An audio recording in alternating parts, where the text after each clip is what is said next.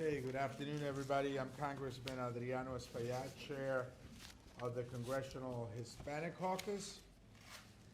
We've been joined today by the family of Kilmar Abrego Garcia. We have with us Jennifer Vasquez Sura. We have his mom, who's here with us today, and his brother, who's here with us today as well as members from CASA, an advocacy group for immigrants' rights. And we have been also joined by Senator Chris Van Hollen from Maryland, Congressman Glenn Ivey, who represents the district where Jennifer and her family lives. We got Representative Joaquin Castro, Chuy Garcia, Nydia Velasquez, Nanette Barragan, Juan Vargas. And so we want to thank all of you for being here today. This is an important effort on our part to bring back Kilmar to his family. He's got 3 kids, and the family is worried. The children are also anxious and worried and traumatized with their father's absence. This is someone that has not broken any laws whatsoever, has been legally here in the United States of America, and was, in my opinion, kidnapped and sent back to El Salvador, to a Salvadorian prison. And so we are concerned and we're demanding that he's brought back to his family. Okay, we want to hear from the family first because they want to share their story with you. And I think America deserves to know their story. We've been joined by Congresswoman Veronica Escobar, and the country needs to hear this story. This effort against immigrants is not just against someone that maybe committed a violent crime and went to court and was found guilty. This is impacting people that are legally here, including U.S. citizens. U.S. citizens that don't fit the profile are also being scapegoated. They're being stopped, interrogated, and moved around. I met with one of those folks in New York City who was interrogated for 2 hours, although he had a federal ID with him and was a U.S. citizen, as were his children and wife. So we're here for Kilmar today. He deserves to be next to his family. He has broken no law. There is no reason why he should have been sent back to a prison, and we are demanding that he comes back. With that, I want to introduce you to Jennifer Vasquez Sura. Bienvenida.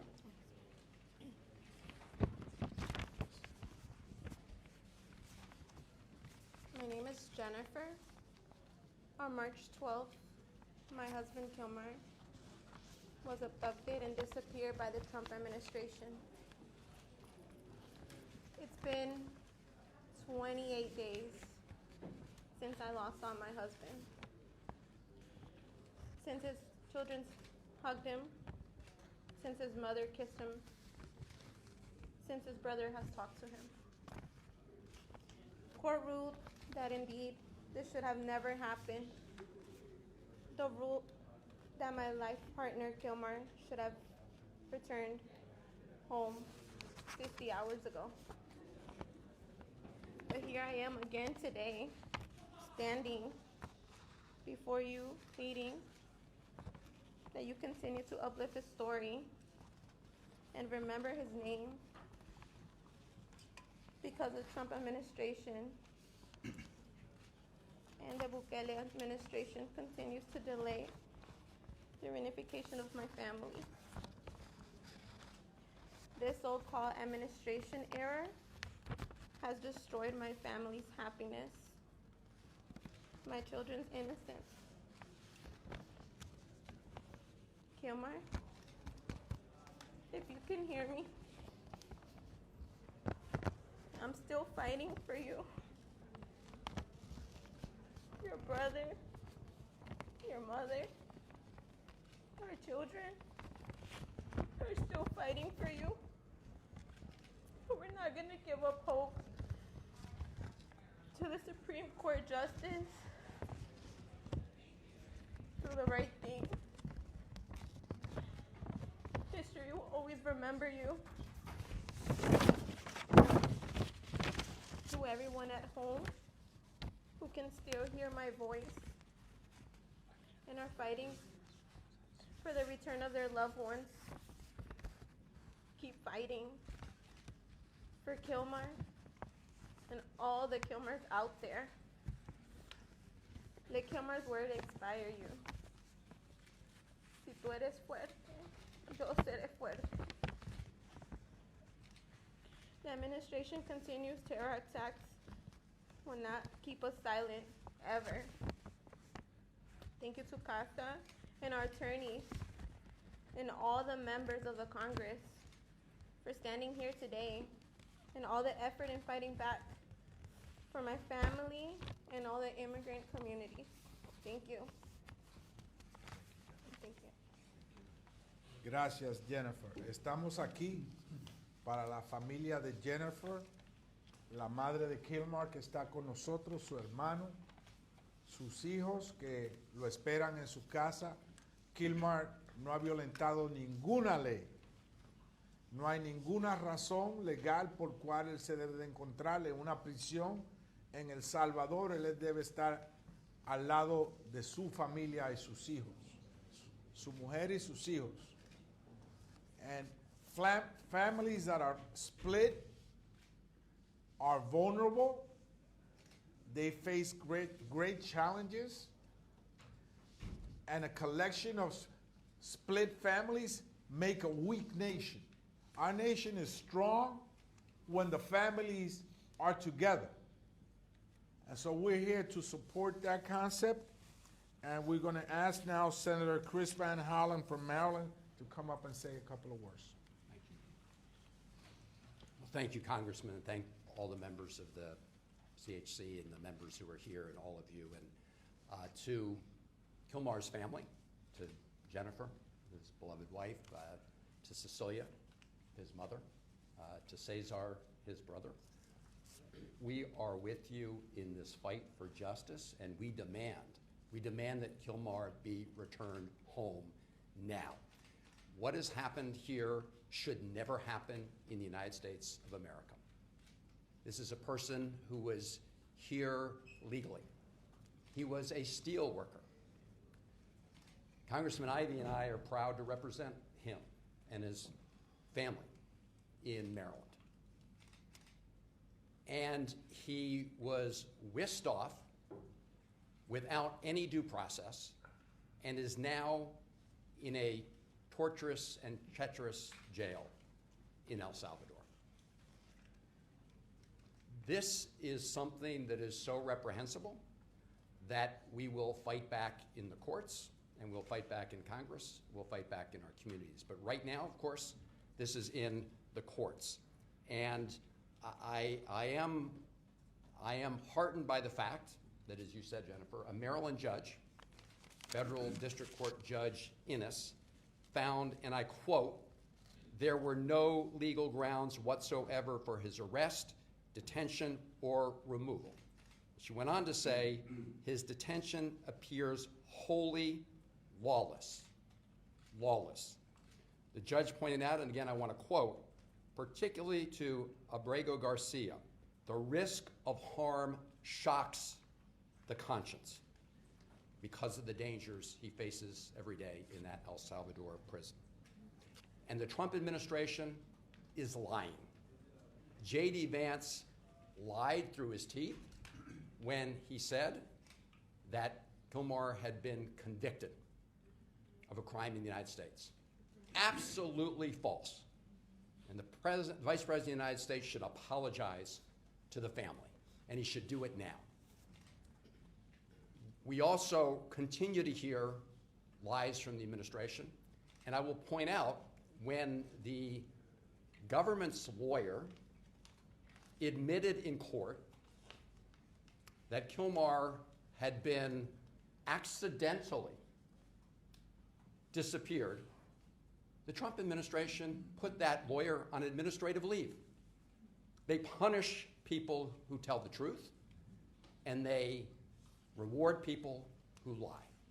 And so all of us need to make sure that we stand together at this time. And I just want to say again to the family, we will work with you to make sure justice is done, that Kilmar comes home. And I want to thank you also for coming forward, to have the courage to do it. And when you do that, you embolden others, because as you know, it's not just Kilmar, and it's not just your family. We are seeing people being disappeared across the United States. In some case, they're visiting students. In some case, they're other people who are legal immigrants. And what you're doing is standing up, yes, for your family and for your kids and for your husband, but you're also standing up for all those other people right now who are under threat from a lawless administration, and that's why we all stand with you. And I know that we will prevail. Justice has to prevail, because the Trump administration looks like more and more of a police state every day. And that's a country that none of us recognize, and we're all fighting for the country we love. Thank you, Congressman. El vicepresidente J.D. Vance es un mentiroso cuando dijo que Kilmar había cometido un delito. Una jueza del estado de Maryland dijo que el arresto de Kilmar era un acto ilegal violentando el Estado de Derecho. Kilmar es un trabajador de la construcción y apoya financieramente, moralmente a su familia, y por eso estamos aquí. Now we're going to hear from the representatives of the Kilmar families. Is Glenn Ivey from the state of Maryland. Thank you very much to the family. I thank you for being strong. You're making a huge difference here, as Chris pointed out. Let me get this straight. The government admits that they made an error.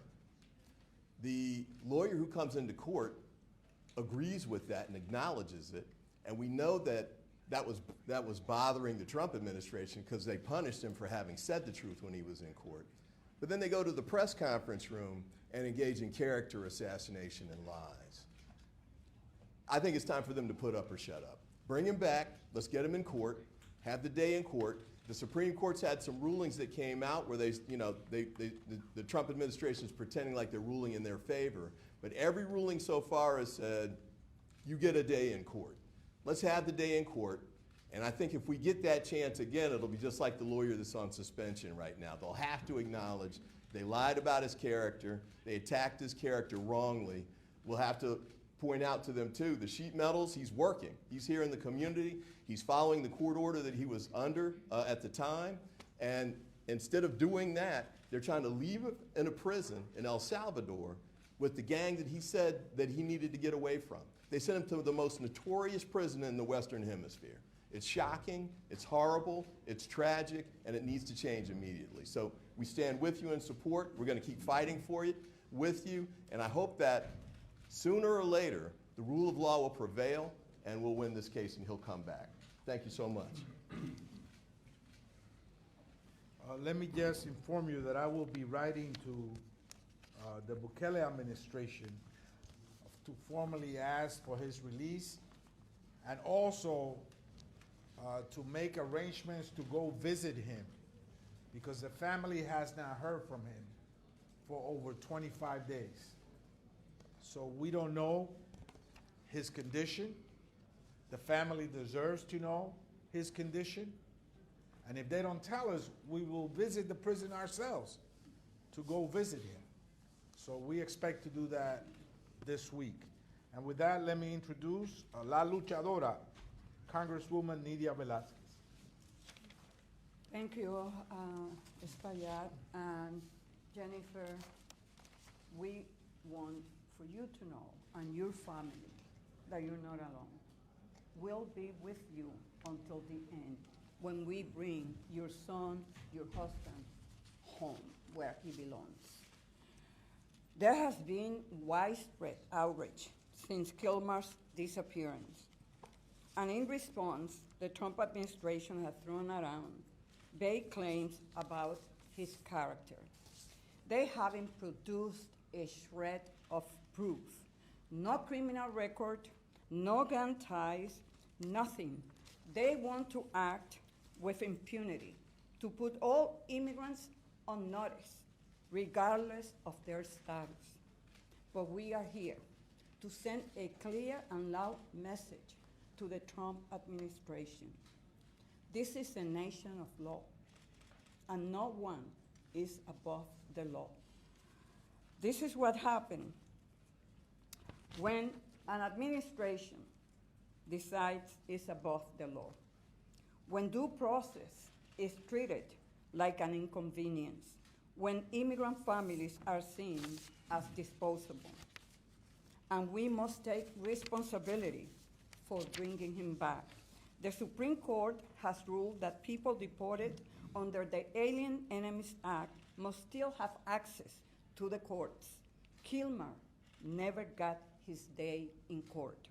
That is a miscarriage of justice, and it must be corrected. Our country has the power and the responsibility to bring him home. If we want to claim to care about human rights, we cannot let this man rot in prison, in a foreign prison. And if they don't want to act, then Congress will keep the pressure on. Secretary Nom, Secretary Rubio, this is on your watch. Just yesterday, I sent Secretary Rubio a letter demanding answers about Kilmar's case and the broader human rights abuses happening at Sitcom. You owe us answers. You owe this man's family answers. And you owe the American people an explanation for why the Constitution seems optional under your leadership.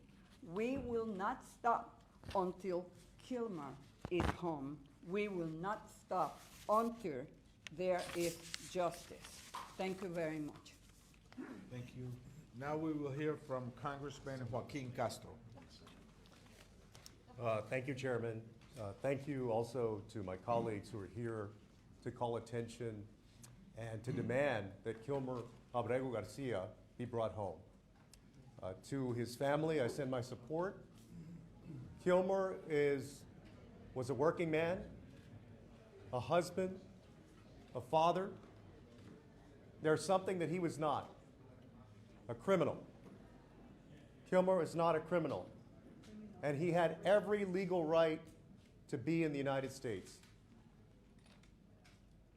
His story and his fate are a cautionary tale for every single American.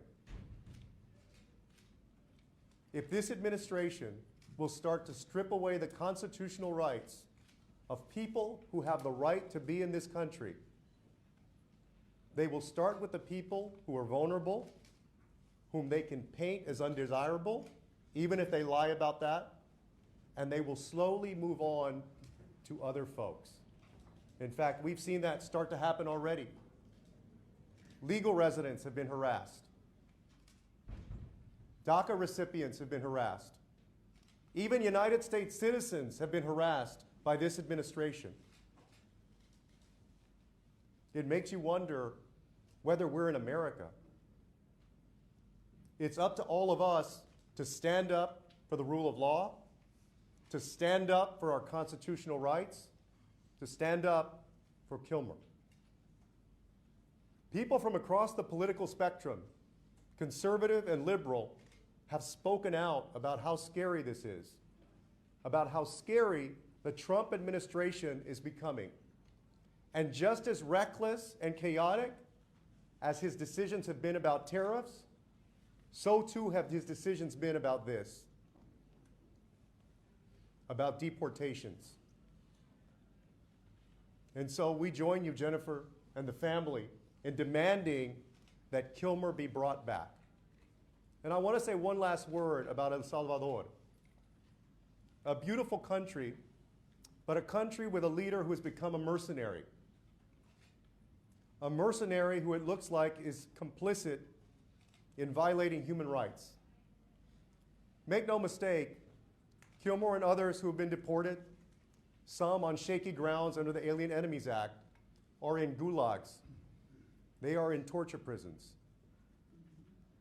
And President Bukele is responsible for that. And at some point, he also must be held accountable. Thank you, Joaquin. We will now hear from Congressman Juan Vargas. Thank you very much. First, I want to thank the family for being here. I want to thank you, Jennifer, in particular. And I especially want to thank you for your tears. Because I think the American people got to see the hurt of so many families in America right now. Your tears are joined with the tears of many people in my district in San Diego, and they form a stream. And throughout this country, and they form a river of tears because of what's happening to families. Now, supposedly, the administration is the family values administration, and yet they're tearing these families apart. So thank you for your courage to come up here and show the emotion that you feel towards your husband who's been disappeared. We don't know exactly where he is. And I too never thought that this would happen in America.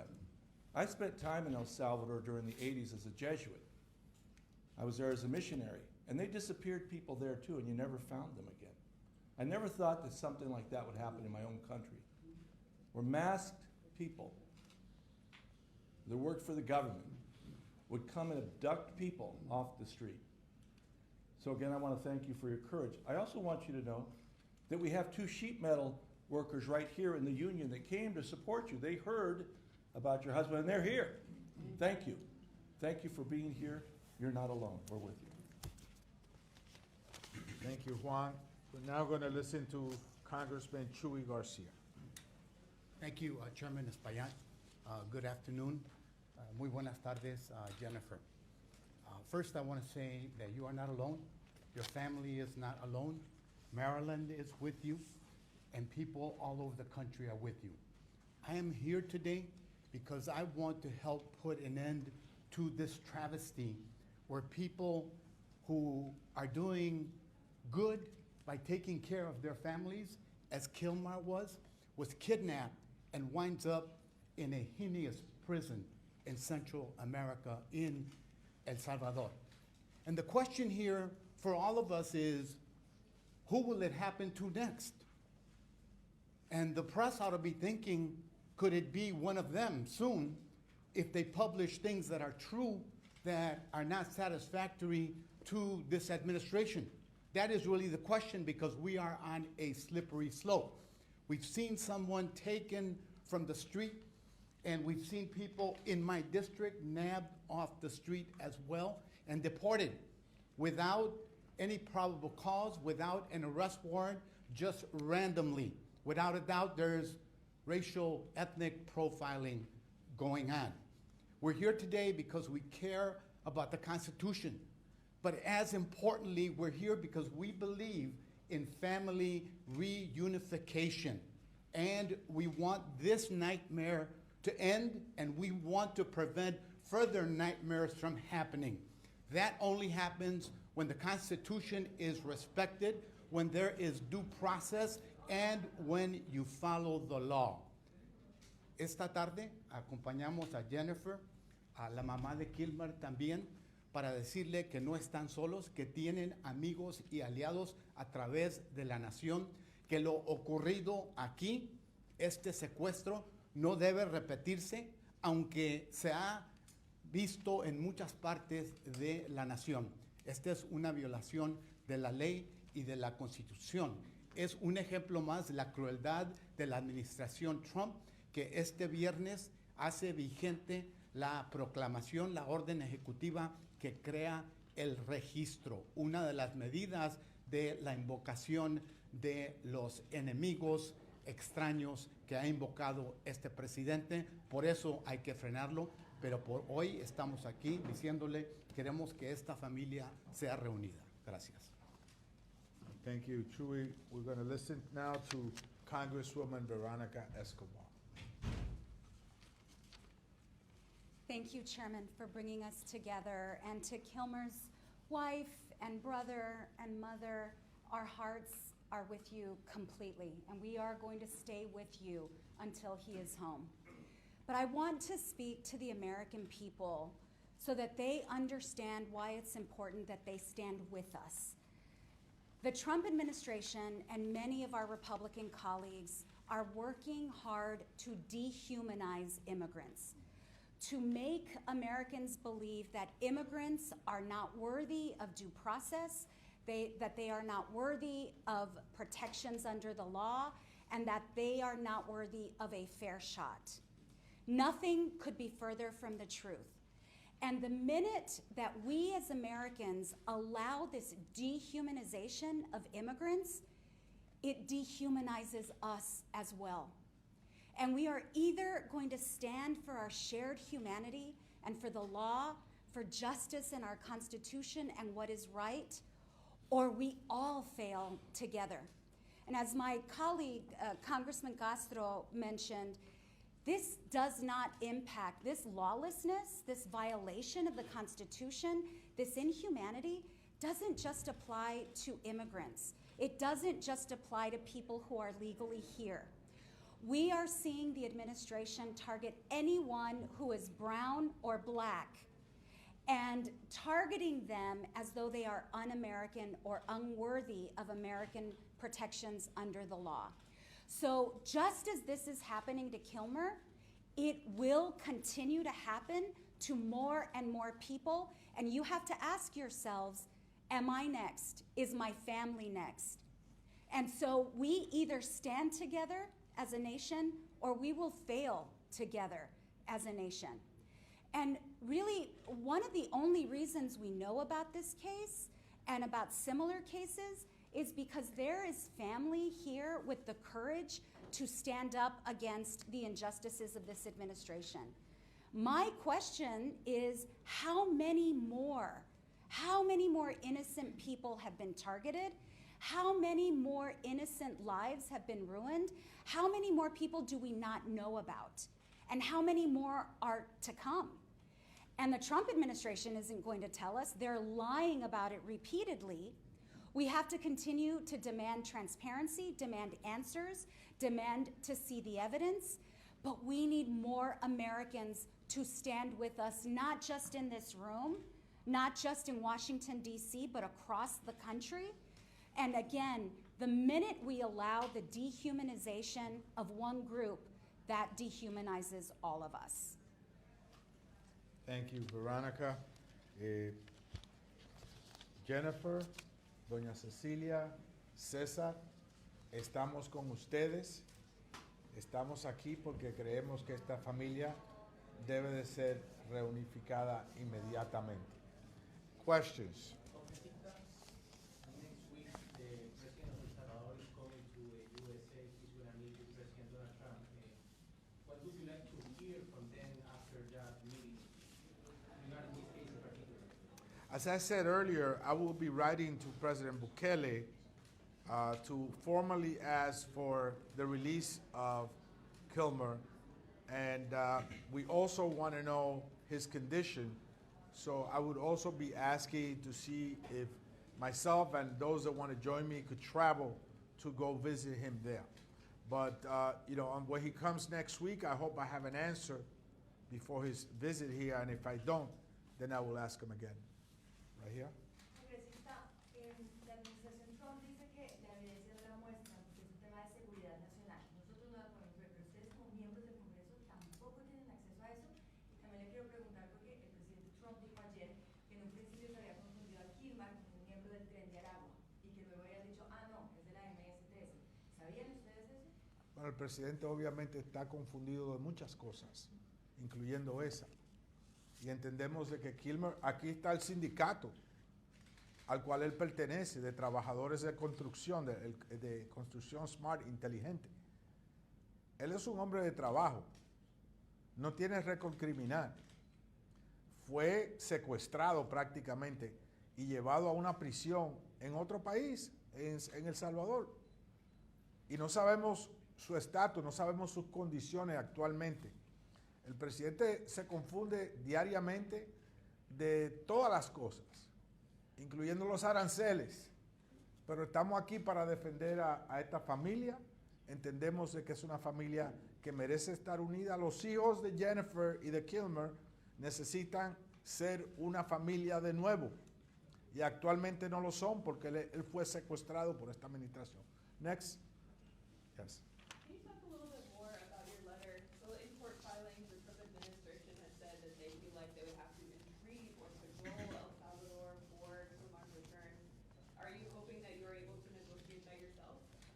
Look, we feel that we know that there are no charges against him. There are no charges here, and there are no charges in El Salvador. He has not been charged with a crime, and yet he sits in jail. We believe fundamentally that that is illegal. Illegal here and illegal there. If he has no charges and he's being held in prison in El Salvador, at the very least he should be released immediately there. But we feel he should come back home to his family. Next. Yes. Yeah, can you comment on the agreement between the IRS and DHS to share taxpayer information on undocumented? We will take off-topic questions afterwards. Yeah. So nothing has yet made an impression on the Trump administration, right? They could have brought him back potentially. That's the argument. What makes you think this effort will make any difference at all? I think that when you hear a mother speak about what is happening in her home with her children because her husband and the father of her children is not there, I think that moves this nation. And public sentiment in this nation, as Abraham Lincoln said, right in the middle of the Civil War, is everything. And so I feel that Jennifer and Jennifer's stories could move mountains, not just bring them back home. I think she could move mountains. She's talking from her heart. She's talking from her children's heart. She's here with Kilmar's mom and brother. This young man has had to take up the role of his brother to keep this family together. We commend him for that. I think this is an American story, a great story to be told. I don't see how it cannot change anybody's heart. If it doesn't, that person doesn't have a heart. Sí. Aquí Quisiera atrás. dejar algún mensaje a los miembros de la Corte Suprema que tienen que tomar una deliberación pronto sobre este tema, ustedes y también la familia. Sí, cómo no. Bueno, nosotros pensamos que la Corte realmente erró en no traer a Kilmar back de inmediatamente, pero todavía tenemos esperanzas que ellos van a hacer la cosa correcta, que es regresar a Kilmar, porque él no violó ninguna ley aquí, ninguna ley en El Salvador, y él estaba aquí como una persona que tenía derecho a estar aquí. Entonces, la Corte sabe esto. Nomás dijeron, bueno, no lo vamos a hacer de un modo tan pronto. Lo hubieran hecho mejor, pero ahora tienen la oportunidad de corregir eso y traerlo para atrás. Y eso es lo que estamos exigiendo, que traigan a Kilmar para atrás, para que esté aquí con su familia. Kilmar necesita estar aquí con sus hijos, con su esposa, con su mamá. Y yo creo que lo más poderoso que vimos este día realmente fue las lágrimas de una madre y una esposa. Eso creo que es lo que va a cambiar a los corazones de muchos americanos para ver cómo están sufriendo la gente sin sentido, sin justicia. Y por eso esperamos que también la Corte tenga un corazón y haga las cosas correctas. Last one, take the question right here. Oh, I'm sorry. Yes. Hi. So you've already mentioned a few things, but is there anything else that you guys, as Democratic members of Congress, can do to pressure the administration or get answers for the family? And then a quick follow-up, just that, have you made any attempts at this point to work with Republicans on this issue and get them to kind of join in?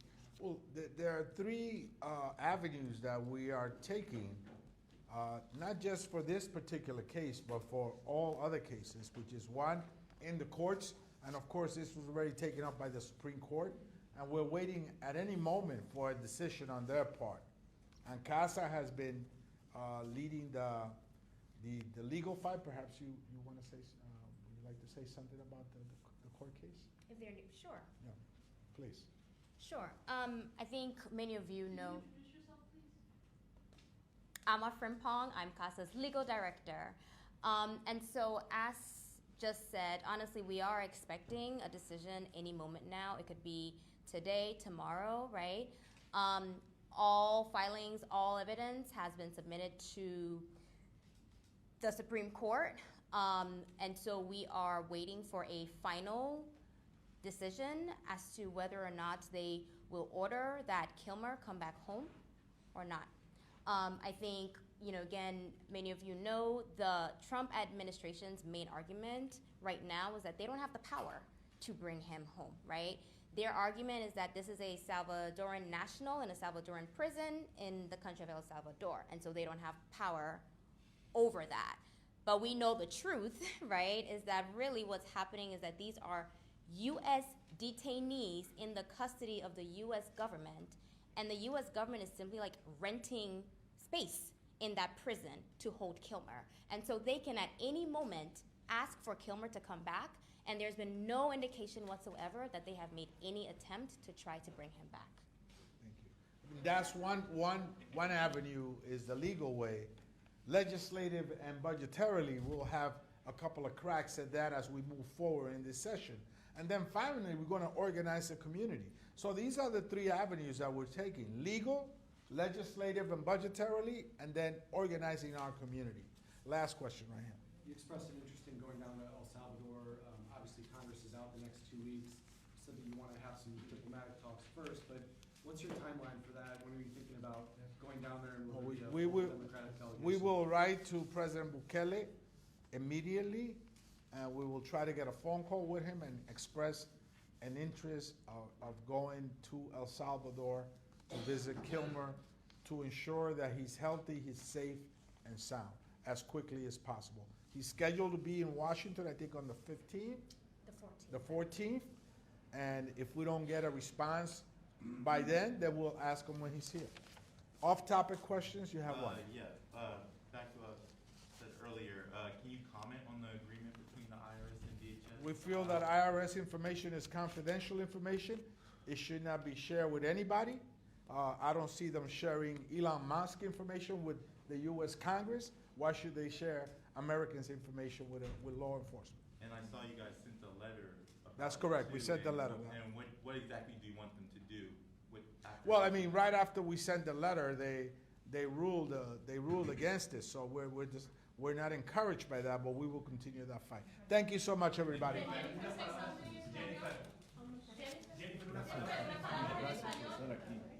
Thank you for all the work. I appreciate it.